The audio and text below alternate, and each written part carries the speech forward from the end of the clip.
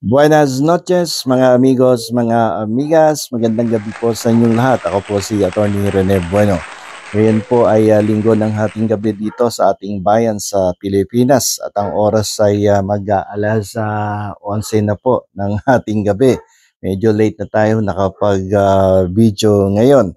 At ngayon po ay ika-24 ng buwan ng Nobyembre.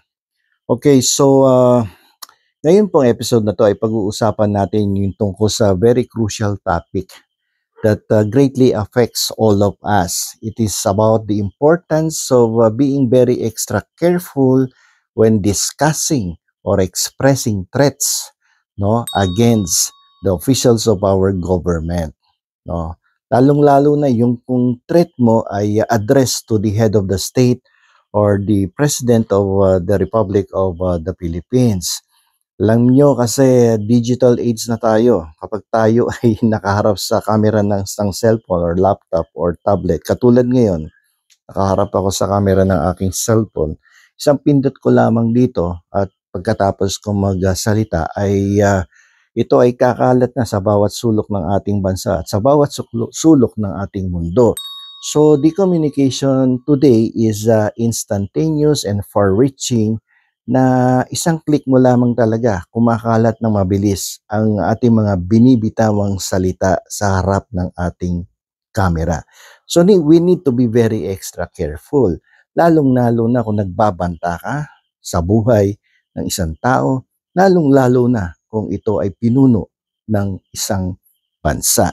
Kasi kahapon nga, di ba, sa isang press conference na isinagawa ng ating Vice Presidente, si Sara Duterte, siya po ay naglabas ng mga seryoso at na nakakatakot no, na pananalita katulad ng pagbabanta sa buhay ng ating Pangulong si Ferdinand Marcos Jr.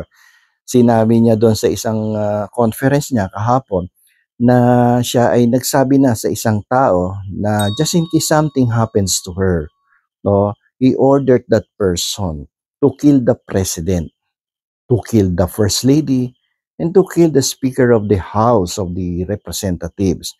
So, seryoso yung salita, napanood ko din yon at nakakatakot, no? Dahil para magsabi ka ng ganung pananalita, pagbantaan ng buhay ng isang Pangulo, abay hindi biro yon. At it would create chaos, it would create fear in the mind of the people. It will affect public order, public safety, and the threat against the President of the Republic is also considered as a threat to the national security. So malakas ang impact niyan at the Vice President may face serious legal consequences for that statement.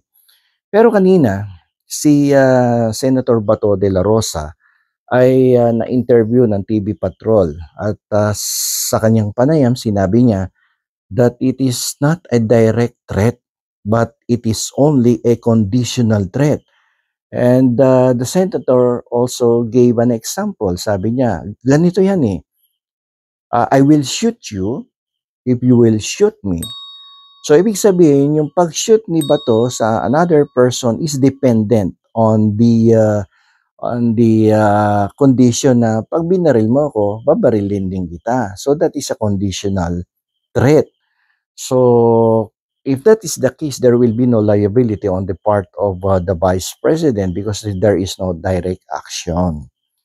So dahil dyan, I wanted to share with you a case decided by the Federal Court of the United States of America.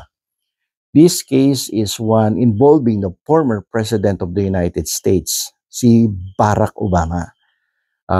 Dinimanda niya ang isang one of the most famous personalities sa Texas yata yon na nagngangalang Johnny Logan Spencer. Kinasuhan niya to. Itong si Johnny Logan ay nasintensya na makulong, no, after he was found guilty of the crime, no, yung pag-i-issue niya ng pananakot sa buhay. Napapatayin niya daw si Barack Obama. Nasintensyahan to ng almost 3 years sa kulungan, nakulong to. So in that case, no, si Johnny Logan Spencer ay gumawa ng isang tula. no, 16-line na poem na kung saan isa sa mga linya doon is that die Negro die, yun ang sinabi niya. Pero sa kabuuan ng kanyang tula ay ang message ay papatayin si Barack Obama. At itong tula na to ay pinublish, in-upload niya sa isang website at maraming nakabasa ng kanyang tula.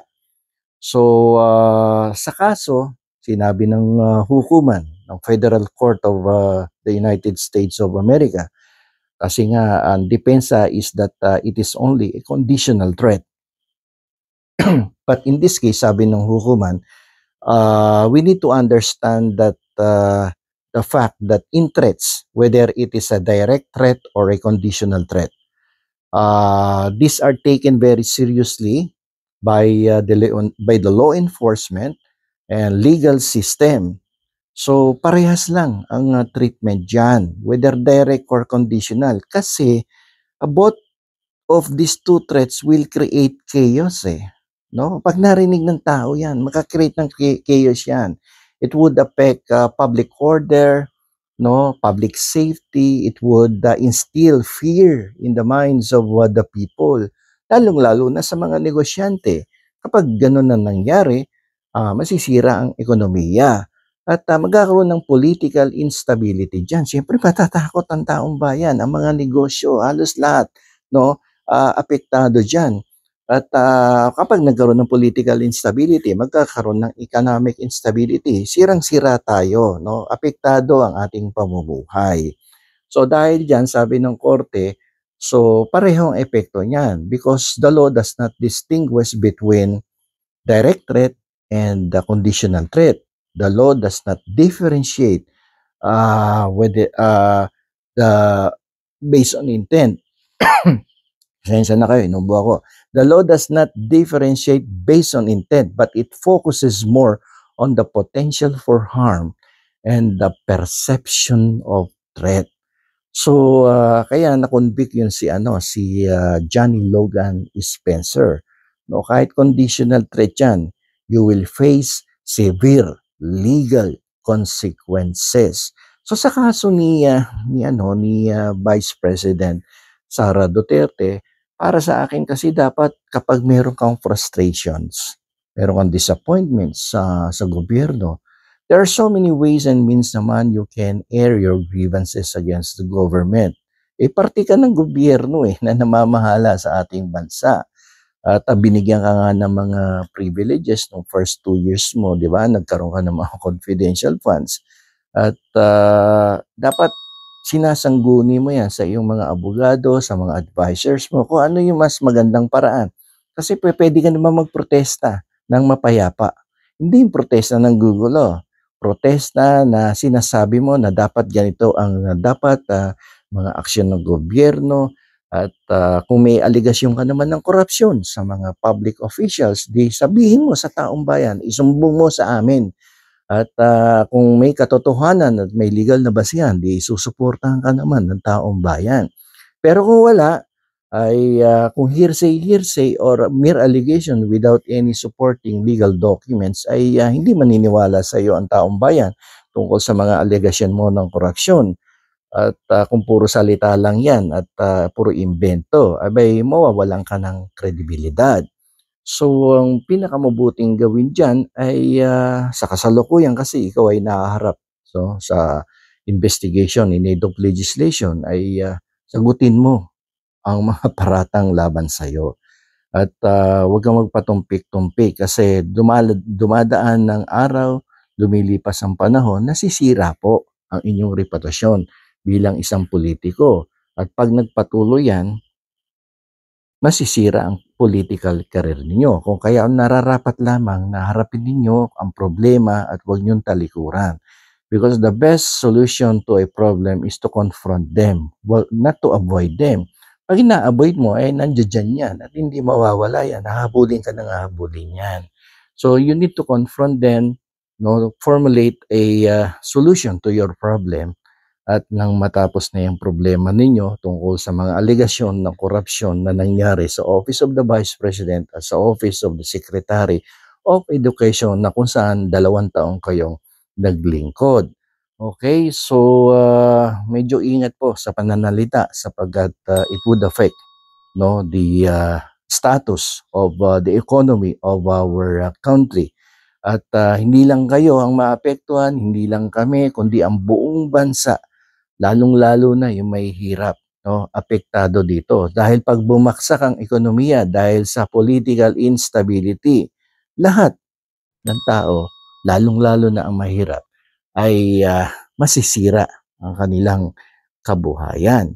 So, hanggang dito na lamang po. Sana po ay naintindihan ninyo ang aking paliwanag tungkol sa direct threat at conditional threat base sa isang desisyon na ni-render ng Federal Court in the case of Barack Obama versus Johnny Logan Spencer.